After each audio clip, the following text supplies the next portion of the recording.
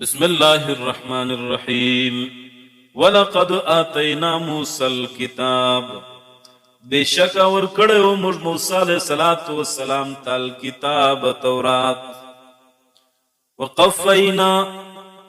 پر لفظی میرا لجلیو من بعده ورستر موسی علیہ الصلوۃ والسلام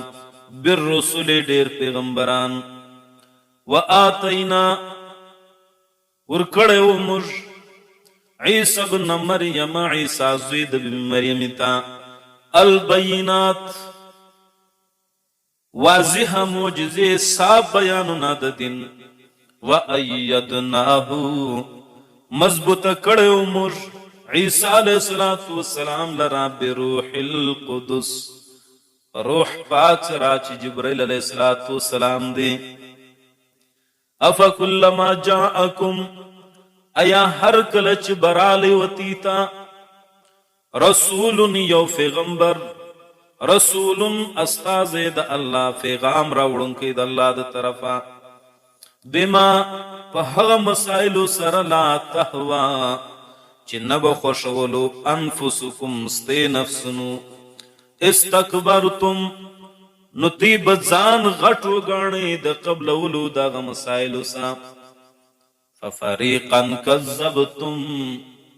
نو یو ډله د پیغمبرانو به ته درواغجن وګڼل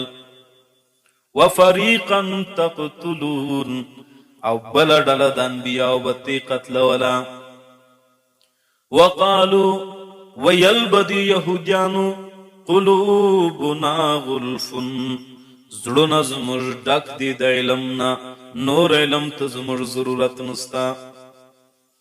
بل لعنهم الله بکفرهم بلکی پلانت کړی دی الله دوی لرا بکفرهم په سبب د کفر کولو د دې يهوديانو فقلیلا ما یؤمنون پس ډیر لږ وخت دی ایمان راوړي پس ډیر لږ کسان د دین ایمان راوړي ولما جاءهم ہر کل چرالے ودیت کتاب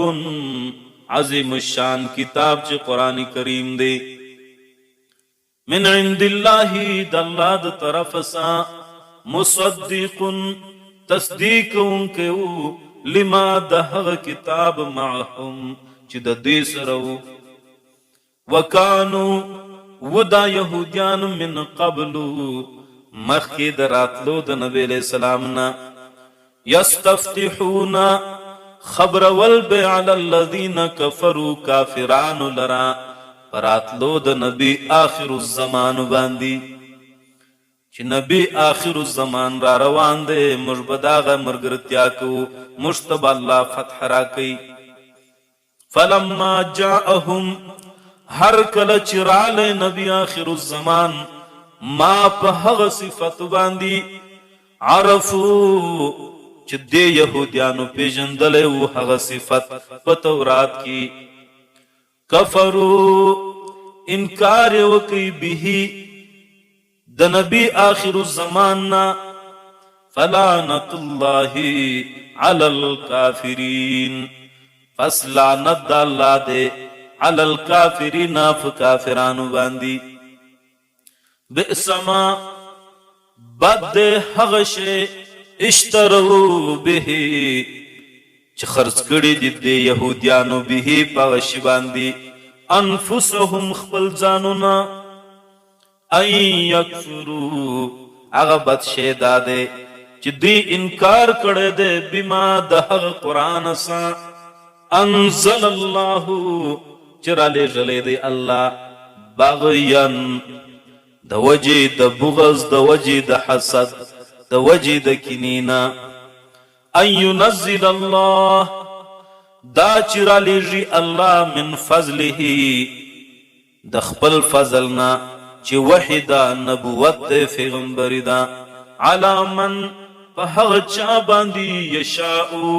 چې د الله خوشسي من عباده د خپل بندگانو نا چې نبی آخر الزمان دی فباؤ اختصول دا یهودیان بغضب په غضب باندې چې انکار یې وکړي د نبي آخر الزمان نه علی غضب سره د زوړ غضب نه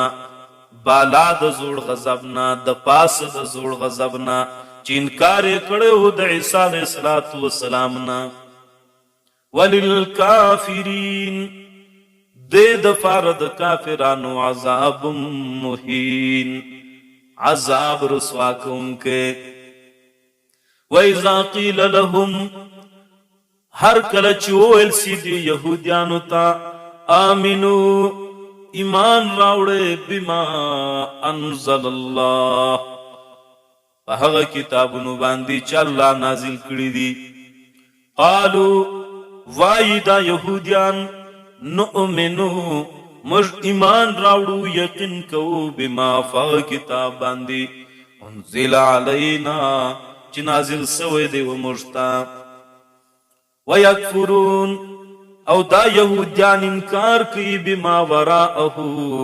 د هغه کتاب څخه چې ما سوا د تورات دی وهو الحق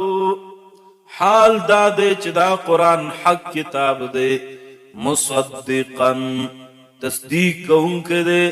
لما د هغه کتاب معهم چې د دې سره دی قل